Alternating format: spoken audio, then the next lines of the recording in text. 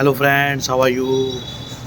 राम जी, नमस्कार, सलाम। सॉरी, हम 2 दिन आप कोई भी वीडियो इंटरप्ट नहीं कर पाए, हम आपसे कोई भी बात नहीं कर पाए, सॉरी। तो हम बात फिर वहीं से शुरू करेंगे जो हमने लास्ट अपने एपिसोड से शुरू किया था कि हम ट्रेडिंग बिजनेस को लेकर बात करेंगे। इसके बेनिफिट्स क्या हैं, कर कैसे सकते हैं, क्या क्या कर सकते हैं।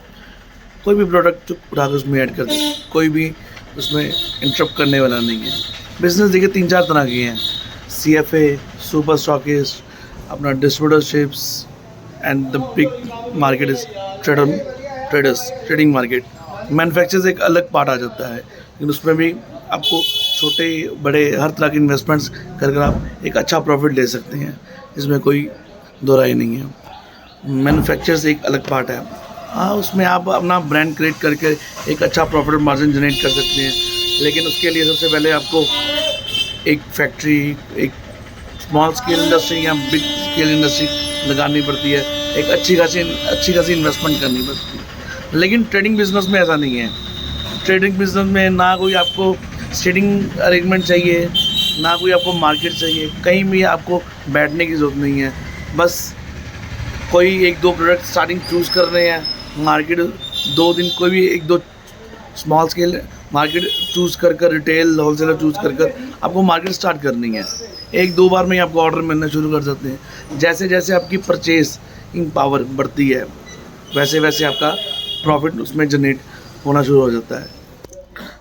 सबसे पहले हम स्टार्ट करेंगे स्टार्टिंग डिस्ट्रीब्यूटर। हम CFA और सुपर स्टॉकिस्ट की बात नहीं करेंगे, क्योंकि मेरी जो कोशिश है, मेरा वीडियोज़ आए अपने जो बच्चे पढ़ाई छोड़ रहे हैं या पढ़ाई छोड़कर नया काम बिज़नेस करना चाहते हैं, उनके लिए मैं उनके वीडियोज़ ज़्यादा बनाना चाहता हूँ। जो मुझे थोड़ा बहुत एक्सपीरियंस है वो उन तक पहुँचे, वो मेरी बातों से शायद कुछ ना कुछ सीख पाएँ या उनको कुछ बेनिफिट हो पाए, तो मेरे लिए काफ़ी अच्छा महसूस करूँगा मैं। तो स्टार्टिंग हम बात करते हैं डिस्ट्रीब्यूटरशिप लेकर। जैसे जैसे टाइम चेंजेस आ रहे हैं, वैसे वैसे इस बिज़नेस लाइन में भी बहुत से चेंजेस हैं। अब डिस्ट्रीब्यूटरशिप में क्या रहता है, अब सब ये सारी दुनिया जानती है कि 95% स्मॉल स्केल ब्रांड्स हैं और 5% अपर स्केल ब्रांड हैं। जो अपर स्केल ब्रांड रहते हैं उनके लिए बड़े मोटा इन्वेस्टमेंट चाहिए होता है, वो मार्जिन कम देते हैं, अपने हिसाब से काम करवाते हैं और एंटी माइंड मशीन बनकर अपने डिस्ट्रीब्यूटर से काम करवाते हैं, मार्जिन नहीं देते हैं उनको। लेकिन उनका स्केल इतना बड़ा होता है, उनका वॉल्यूम इतना बड़ा होता है कि जो बड़े लोग उसमें काम करते हैं, जैसे अमूल हो गया, फॉर्चून, अडानी, बड़े लेवल्स के काम हो गए, तो उनका मार्जिन उसमें जनरेट करवा देते हैं वो लोग। अच्छा, बाकी रह गए बाकी की बात आ गई, बाकी के 95% अपना ब्रांड्स की, जो उनके नीचे रहते हैं, उनको स्ट्रगल करनी पड़ती है अपना माल बेचने के लिए, आगे सुपर डिस्ट्रीब्यूटर ट्रेडर बनाने के लिए, माल कंज्यूमर तक पहुंचाने के लिए। उसमें वो मार्जिन जनरेट होता है, लेकिन उसमें वो मेहनत बहुत ज़्यादा लगती है। जब भी आप डिस्ट्रीब्यूटरशिप का धंधा करते हैं तो उसमें क्या रहता है कि आप बाउंड हो जाते हैं। कंपनी बोलती है हमें पेमेंट एडवांस चाहिए, आप आगे उधार लगाते हैं सेल निकालने के लिए, आपसे वो ब्लैंक चेक लेते हैं, आपसे सिक्योरिटी चेक लेते हैं। तो जो उसमें इन्वेस्टमेंट जाता है वो आपकी बाउंडिंग रहती है। आगे से पेमेंट आए ना आए आपको पीछे लगानी पड़ती है, मार्जिन आपको मिले ना मिले, उसमें नफ़ा रहे नुकसान रहे। जो मार्जिन आपको कई सेमी ब्रांडेड कंपनियाँ हैं वो आपको 5 से 6% का मार्जिन देती हैं, जो नॉन ब्रांडेड कंपनी है वो आपको 8 से 16% का मार्जिन देती हैं। लेकिन जैसे इस डिस्ट्रीब्यूटरशिप मार्जिन में जितना मार्जिन बढ़ता है उतना आपका पेमेंट का रिस्क बढ़ जाता है। उसमें क्या रहता है, जैसे आप नॉन ब्रांडेड कंपनी का काम करते हैं, उसमें आपकी माल की रिटर्नेज बहुत आती है, डैमेज बहुत आती है, ब्रेकेज बहुत आती है, माल बिकने पर ही पेमेंट मिलती है आपको। कभी ऐसा नहीं होगा नॉन ब्रांडेड में आप माल रखते हो कि आपको पेमेंट मिल जाए।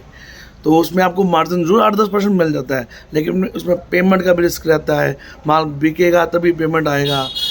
जब थोड़ा सा माल बिकना शुरू होता है, कंपनी पीछे से बोलती है कि पहले मुझे पेमेंट चाहिए, पहले पिछली ड्यूज़ क्लियर करो। धीरे धीरे अपना क्लेम्स का इशू बनना शुरू हो जाता है।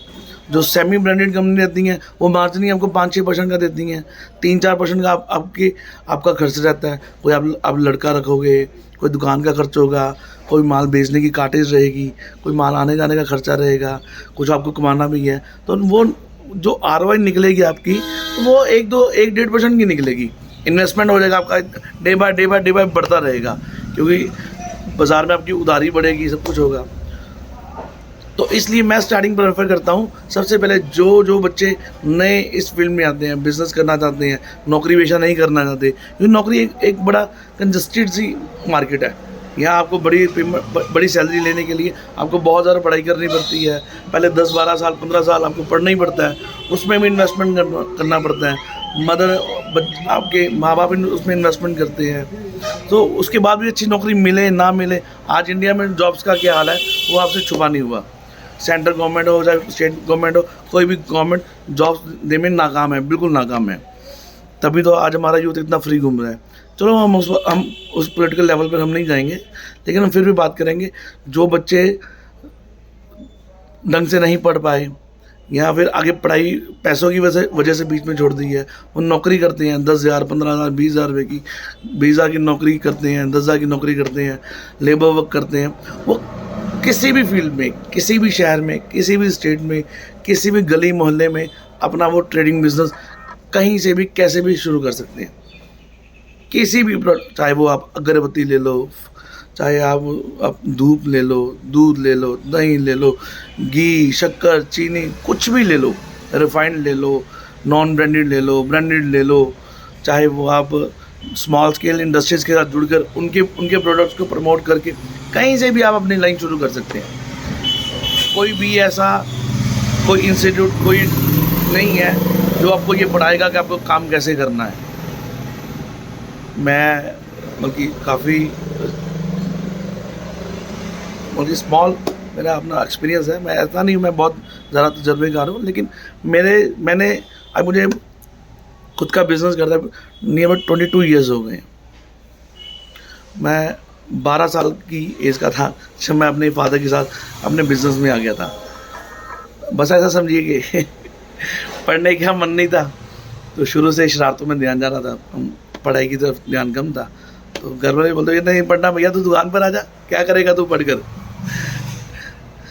चलो हम जैसे जैसे बिज़नेस बीच में समझते गए, चलते गए, तो मेरे पास अपने फादर की शॉप थी, मैंने वहाँ पर काम शुरू किया। बहुत सी गलतियाँ की, जैसे हमने पहले आपको पिछली वीडियो में बताया था। मैं अपना खुद का भी एक्सपीरियंस शेयर करूँगा, तो उसी एक्सपीरियंस को लेकर मैं आपसे बात कर रहा हूँ कि आप कहीं से भी शुरुआत कीजिए ट्रेडिंग बिजनेस को लेकर। फॉर एग्जांपल, आज आपके पास सुपर मॉल कितने खुल गए हैं, बेस्ट प्राइस, वॉलमार्ट, मेट्रोज, हर जगह का रिलायंस स्टोर्स खुल गए हैं। ये लोग भी होलसेल बिजनेस, ये क्या करते हैं, ये भी ट्रेडिंग करते हैं। पीछे कंपनी से बल्क में माल लेते हैं और आगे रिटेल में बेचते हैं। पहले माल बेचते हैं, फिर पैसा लेते हैं, फिर कंपनी को देते हैं। इनको सपोर्ट करने के लिए गवर्नमेंट बैठी है, आप लोगों को सपोर्ट करने के लिए कोई नहीं बैठा। इस बात से मैं आपको एग्री।